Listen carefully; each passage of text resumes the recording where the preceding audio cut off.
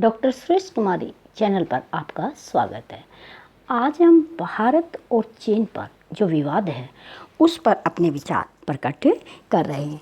देखिए, राजनीति चाहे राष्ट्रीय हो या अंतर्राष्ट्रीय हो, राजनीति में कभी कोई किसी का स्थायी दुश्मन नहीं होता, कभी कोई किसी का स्थायी मित्र नहीं होता। अब देखिए, यहाँ पर बहुत ही कंट्रोवर्सी है। पाकिस्तान के अंदर चीन ने अभी कोरोना वायरस के तहत बचाव के लिए मास्क भेजे थे और चीन ने पाकिस्तान को किस तरह के मास्क भेजे थे वो जग जाहिर है कि अंडरगारमेंट्स के मास्क बनाकर लोगों को वहाँ पर दिए थे। यानी कि चीन की मानसिकता पाकिस्तान के प्रति कैसी है कि जो कुछ बचा कुचा है, किसी काम का नहीं है, वो पाकिस्तान क्या करेगा, इस्तेमाल कर लेगा। सबको पता है कि फिर भी पाकिस्तान चीन का क्या कर रहा है, साथ दे रहा है। चीन भारत के प्रति आज आंखें दिखा रहा है, भारत के प्रति जहर उगल रहा है। कभी चीन क्या करता है, मैकमहन रेखा का उल्लंघन करता है, कभी डोकलाम का विवाद है, कभी सियाचिन का विवाद है। चीन हमेशा क्या करता है, भारत के साथ में गलत तरीके से प्रेजेंट करता है और पाकिस्तान हमेशा क्या करता है, चीन का ही साथ देता है। अब देखिए, इस विवाद में गलवान की घाटी में जो विवाद हुआ, पूर्वी लद्दाख में गलवान की घाटी में चीन और भारत का विवाद है, तो पाकिस्तान क्या कर रहा है, चीन का साथ दे रहा है। अब देखिए, राजनीति कैसी भी हो, चाहे वो राष्ट्रीय राजनीति है चाहे वो अंतर्राष्ट्रीय राजनीति है, वो अवसर की राजनीति होती है। हर एक राजनीति में हर एक दल, चाहे वो राष्ट्र का है और चाहे वो अंतर्राष्ट्रीय देशों का दल है, वो अपने ही अवसर का फ़ायदा उठाने की क्या करता है, कोशिश करता है। यहाँ पे मैं आपको एक ऐसी बात बताती हूँ जो धार्मिक भी है, जो धर्म के आधार पर पाकिस्तान बार बार भारत को कोसता है। देखिए, चीन में मुसलमानों की हालात पर पाकिस्तान अनदेखी करता है। पाकिस्तान सिर्फ उन मुसलमानों की चिंता करता है जो भारत में रहते हैं, और चीन में जो मुसलमान हैं उनकी हालात क्या है, क्या पाकिस्तान के प्रधानमंत्री को वो दिखाई नहीं देता। चीन के अंदर देखिए, एक प्रांत में विशेष में जहाँ पे मुसलमान रहते हैं, वहाँ पे मस्जिद जो है, वहाँ पे चीन कभी भी मस्जिद के ऊपर उर्दू भाषा में कुछ मस्जिद का नाम नहीं लिखने देता। सिर्फ वहाँ पर लिखो तो चीनी भाषा में लिखो। जो कुरान चीन के अंदर मुसलमान पढ़ते हैं, उस कुरान पर भी प्रतिबंध लगा है कि वो कुरान भी आपको चीनी भाषा में ही क्या करनी है, छपवानी है, और चीनी भाषा में ही नमाज को अदा करना है। अब देखिए, महिलाओं की एक सुरक्षा के लिए कहिए या उनके धर्म के अनुसार कहिए कि गले की हड्डी नहीं दिखनी चाहिए और पैरों के टखने नहीं दिखने चाहिए, इसलिए मुस्लिम बहनें क्या करती है, बुर्का पहनती है। और चीन में बुर्के पर क्या लगा रखा है, बैन है कि कोई भी औरत वहाँ पर बुर्का नहीं पहन सकते, कोई भी आदमी वहाँ पे टोपी नहीं लगा सकता, और कोई भी आदमी वहाँ पे धोती और तैमल नहीं पहन सकता कि जो मुसलमानों की ड्रेस है। इस तरह का प्रतिबंध अगर भारत लगा दे मुसलमानों के, तो देखिए क्या उबाल आता है पाकिस्तान की सरकार में, पाकिस्तान की सेना में, कि कहीं ना कहीं जाति, धर्म, भाषा के आधार पर वो क्या करते, इनके साथ अन्याय हो रहा है। अब हम जानना चाहते हैं कि भारत के मुसलमानों के प्रति पाकिस्तान का इतना प्रेम क्यों है और चीन के मुसलमानों के प्रति इतनी अनदेखी क्यों है। क्या मुसलमान में भी कभी फ़र्क होता है, या कभी अपने ही भाइयों में कभी फ़र्क होता है। लेकिन हम बड़े गर्व से कहते हैं कि भारत के अंदर जो मुसलमान है वो बहुत सुरक्षित है। पाकिस्तान में भी मुसलमान इतने सुरक्षित नहीं हैं जितने सुरक्षित भारत के मुसलमान हैं। भारत के मुसलमान भारत की धरती से प्रेम करते हैं और भारत को अपना देश मानते हैं, और वो पूर्ण रूप से भारत में क्या है, सुरक्षित है। पाकिस्तान को उनकी चिंता करने की कोई ज़रूरत नहीं है। वो उन मुसलमानों पर प्रश्न चिन्ह लगाए जो चीन में रहते हैं। चीन को कहे कि हमारे जो मुस्लिम भाई हैं उनको उनके धर्म के अनुसार जीने की इजाज़त दे, लेकिन पाकिस्तान की वहाँ पर हिम्मत नहीं होती है।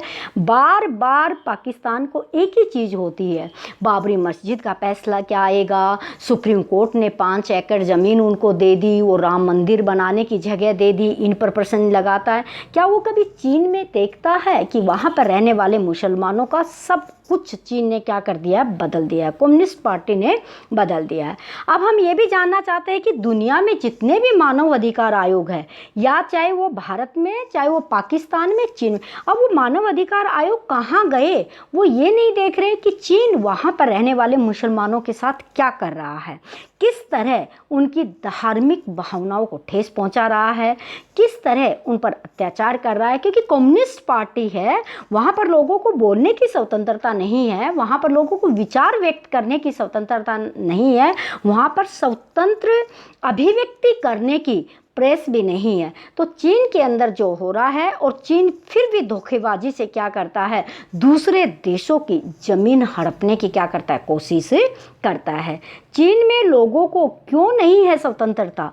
विश्व को आवाज़ उठानी चाहिए और चीन भी लोकतंत्र की स्थापना करे, क्योंकि जब ज़्यादातर दुनिया के देशों में लोकतंत्र है, यूएनओ में लोकतंत्र को अपनाया जाता है, जहां सुरक्षा परिषद में चीन को एक स्थायी सदस्य का दर्जा दिया है, वहां भी लोकतंत्र को माना जाता है, तो चीन के अंदर लोकतंत्र स्थापित करने के लिए दुनिया के मानव अधिकार आयोग और चीन की जनता को वो स्वतंत्रता क्यों नहीं प्रदान करवा रहे? ये एक बहुत बड़ा सवाल है। अब तनाव के समय भारत और चीन का जो तनाव है, तनाव के समय मुसलमानों की जो बदतर हालत चीन के अंदर है, उसको हम चाहते हैं कि इंडिया गवर्नमेंट उसको उठाए। उससे हमें एक फ़ायदा होगा, भारत के प्रधानमंत्री को, भारत की सेना को, और भारत को एक फ़ायदा होगा कि मिडल ईस्ट में जो मुस्लिम कंट्रीज़ के देश है, वो मुस्लिम भाई भारत के साथ खड़े होंगे कि मुसलमानों के हित के लिए हम चीन से क्या कर रहे हैं, बात कर रहे हैं। पाकिस्तान तो इस विषय में कोई बात नहीं करेगा, क्योंकि पाकिस्तान तो कहीं ना कहीं आर्थिक मदद के चक्कर में रहता है। उनको कभी हिंदू मुसलमान सिर्फ भारत के प्रति दिखाई देता है। चीन में क्या हो रहा है, खुद के देश में मुसलमानों के साथ क्या हो रहा है, ये पाकिस्तान को कभी नज़र नहीं आता। ना ही इमरान खान को नज़र आया, ना परवेज मुशर्रफ को नज़र आया, ना नवाज शरीफ को, बेनजीर भुट्टो को, ये कभी किसी पाकिस्तानी प्रधानमंत्री को पहले कभी नज़र नहीं आया। ये सिर्फ इसलिए है कि उनको सिर्फ भारत के अंदर ही क्या करना होता है, एक विवाद पैदा करना होता है, भारत के अंदर ही क्या करना होता है, उनको एक भड़काने की कोशिश की जाती है। चीन में क्या है, ये उनको कभी नज़र नहीं आता। अब भारत की विदेश नीति सदा से ही दुनिया में एक विश्वास की नीति रही है। दुनिया के देश भारत पर विश्वास करते हैं, चाहे वो यूरोप के देश है, चाहे एशिया के देश है, विश्वास करते हैं कि भारत कभी भी एक बार जो एग्रीमेंट हो जाता है उसको तोड़ता नहीं है। पाकिस्तान और चीन पर दुनिया का विश्वास नहीं है। तो अब यहाँ पे प्रश्न खड़ा होता है कि यूरोप के वो देश जो चीन और पाकिस्तान की इस धोखेबाजी को समझते हैं, वो भारत के साथ आके खड़े होने चाहिए। चाहे वो अमेरिका है, जापान है, जर्मनी है, भारत के साथ आए और भारत का साथ दे। अब भारत 1962 वाला भारत नहीं है कि चीन धमकाएगा और हम वहाँ से चल देंगे। एक होता है ना कुत्ता बिल्ली वाला खेल होता है कि एक भौंकना शुरू कर देता है तो दूसरा पीछे की तरफ कदम उठा लेता है। अब वो भारत नहीं रहा। अब ये 2020 का भारत है, 62 का भारत नहीं है। अब नया भारत है। राष्ट्रीय एकता और अखंडता से हम कोई समझौता नहीं करेंगे। अब हमारी संप्रभु सत्ता है, वो हमारे लिए बहुत ही इम्पोर्टेंट है, वो हमारी आत्मा है, और राष्ट्रीय एकता और अखंडता के लिए हमें पाकिस्तान से कहीं पर भी कोई पंगा लेना पड़ा तो वो भी पंगा हमारी सेना लेगी और उनको हर तरह से क्या किया जाएगा, उनसे टकराया जाएगा। भारत के प्रधानमंत्री श्री नरेंद्र मोदी ने आज ही पूर्वी लद्दाख में जाकर सैनिकों का हौसला बढ़ाया। जिस गलवान घाटी के अंदर 15 दिन पहले उन्होंने अटैक किया था, मुठभेड़ हुई थी और हमारे सैनिक वहाँ पे शहीद हुए थे, उनका वहाँ पे जो सैनिक लड़ रहे हैं उनका हौसला बढ़ाया और जो सैनिक शहीद हो गए उनको श्रद्धांजलि दी। ये देखिए, हमारा देश का मुखिया खुद युद्ध क्षेत्र में जाकर हौसला बढ़ाता है और राष्ट्र कवि रामधारी सिंह दिनकर तेंदुलकर की कविता की लाइनों से उनका हौसला बढ़ाता है। तो सैनिकों का हौसला बढ़ा और सैनिक पूर्ण रूप से चीनी सेना से टक्कर लेने के लिए क्या है, तैयार है। अब भारत झुकने वाला नहीं है। चीन चाहे कितना दम लगा ले, चीन चाहे पाकिस्तान को साथ ले ले, अब भारत की इतनी योग्यता है, इतनी सेना है कि हमारी वायुसेना, हमारी स्थल सेना, हमारी नेवी सेना, सब पर गर्व है कि वो मिलकर क्या करेगी, इनका मुकाबला करेगी। अब चीन को मुंह की खानी ही पड़ेगी, क्योंकि ऐसा हमारे स्थल सेना के सर्वोच्च सेनापति ने इशारा कर दिया है। भारत की सभी राजनीतिक पार्टियों का अब भारत सरकार को समर्थन करना चाहिए। अब देखिए, देश की राजनीति पक्ष विपक्ष की हो जाती है। जब अंतर्राष्ट्रीय लेवल की बात आती है तो हमें देश के प्रधान के साथ होना चाहिए। सभी दल मिलकर समर्थन करें ताकि दूसरे देशों का मनोबल उससे क्या हो, गिरे। अगर देश की आंतरिक व्यवस्था में टूट फूट रहेगी, कुछ व्यक्ति चीन के बारे में अच्छा कहेंगे, कुछ पाकिस्तान के बारे में अच्छा कहेंगे, तो हमारी सेना का हौसला है वो गिरेगा। इसलिए क्या है कि सभी राजनीतिक दल, चाहे वो क्षेत्रीय राजनीतिक दल है, चाहे वो विपक्षी राजनीतिक दल है, उनको इस समय प्रधानमंत्री मोदी का और भारतीय सेना का साथ देना चाहिए। कोई सबूत नहीं मांगना चाहिए, तुमने क्या किया, क्या नहीं किया, कौन सी स्ट्राइक की थी, उन सब बातों को भूल जाना चाहिए। अब सेना का हौसला बढ़ाना चाहिए। दुनिया के अन्य देश भी अब भारत के साथ आने चाहिए। ये कुछ ऐसे पॉइंट है जिससे आज चीन को सब सिखाया जा सकता है कि दुनिया के साथ किस तरह घिनौना कोरोना वायरस के माध्यम से उसने खेल खेला है। अपने आप को सुपर पावर बनाने के लिए अमेरिका को भी क्या कर दिया, नतमस्तक कर दिया। तो अब दुनिया के अन्य देश भारत के साथ आए और चीन को इसमें क्या किया जाए, अलग थलग किया जाए। चीन को यूएनओ से बाहर का रास्ता दिखाना चाहिए। चीन को सबक जब तक नहीं सिखाया जाएगा, चीन अपनी अंतर्राष्ट्रीय राजनीति में धोखेबाजी करता रहेगा। और जो दुनिया का सबसे बड़ा जनसंख्या वाला देश है, जो वहाँ पर जनता जो है, जो घुट घुट कर मर रही है, जनता के पास बोलने की स्वतंत्रता नहीं है, जनता के पास डिसीजन लेने की स्वतंत्रता नहीं है, जो भी काम होता है वो कम्युनिस्ट पार्टी ही करती है। तो ये चीज़ें हैं, तो वहाँ पर लोकतंत्र कायम होना जरूरी है। अब भारत के जो प्रधानमंत्री है, भारत की जो सरकार है, भारत की जो सेना है, वो इतिहास के साथ साथ भूगोल बदलना जानती है। ये चीज पूरे विश्व को अब समझ जानी चाहिए और पाकिस्तान को भी समझ जानी चाहिए। जो पीओका का क्षेत्र है वो भी ले लिया जाएगा। 370 धारा वहां से हटाई तो पाकिस्तान को सबसे ज़्यादा मिर्ची लगी थी, क्योंकि पाकिस्तान अपने आतंकवाद को वहां पर फैलाने में अब क्या होता है, नाकाम होता है। तो हम अपने इतिहास बदलने के साथ साथ भूगोल बदलने की क्षमता भी रखते हैं। ये अब पूरे विश्व को या हमारे शत्रु जो देश है उनको अच्छे से समझ लेना चाहिए। चीन ने शिमला समझौते को तार तार कर दिया।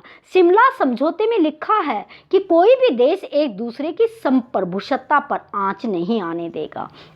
चीन आर्थिक उपनिवेशवाद के तरीके से, सॉफ्टवेयर के तरीके से, सैनिक तरीके से, डोकलाम विवाद को लेकर और बाकी सेना से संबंधित जहां जहां विवाद उनको लेकर शिमला समझौते को तार तार कर दिया है। और भारत आज तक शिमला समझौते का क्या करता है, समर्थन करता है। 2020 में कोरोना वायरस विश्व में मानवता को क्या करता है, तार तार करता है। उसको करने वाला भी स्पष्ट रूप से मान लिया जाए वो चीन ही है और कोई देश नहीं है। वो चीन का ही एक कारनामा है जो इस तरह की बीमारी को विश्व में इस हद तक फैला देता है और खुद क्या कहता है, हमारे एक शहर में फैला है और बाकी के शहर क्या हो गए, बच गए हैं। सभी देश मिलकर चाइना का बाइकआउट करें। जिस तरह 1905 में महात्मा गांधी के समर्थन पर हमने अंग्रेजी वस्त्रों का बहिष्कार किया था, इस तरह अगर चीन का बहिष्कार यूरोप, अफ्रीका और एशिया कर दे तो चीन कहीं टिकने वाला नहीं है। और यूएनओ की पुनः संरचना करके यूएनओ की सुरक्षा परिषद से चीन को बाहर का रास्ता दिखा दिया जाए कि इस तरह की नीति रखने वाले, इस तरह के अत्याचारपूर्ण रवैये से जो मानवता के विपरीत है, इस तरह के देश को वीटो पावर देने का कोई अधिकार नहीं है। ये 21वीं सदी का विश्व है, तो तो यहाँ पर ये परिवर्तन होना बहुत ज़्यादा ज़रूरी है। जय हिंद। आप इस वीडियो को ज़्यादा से ज़्यादा लाइक कीजिएगा, शेयर कीजिए। चैनल पे नए हैं तो आप इसको सब्सक्राइब कीजिएगा। Thank you.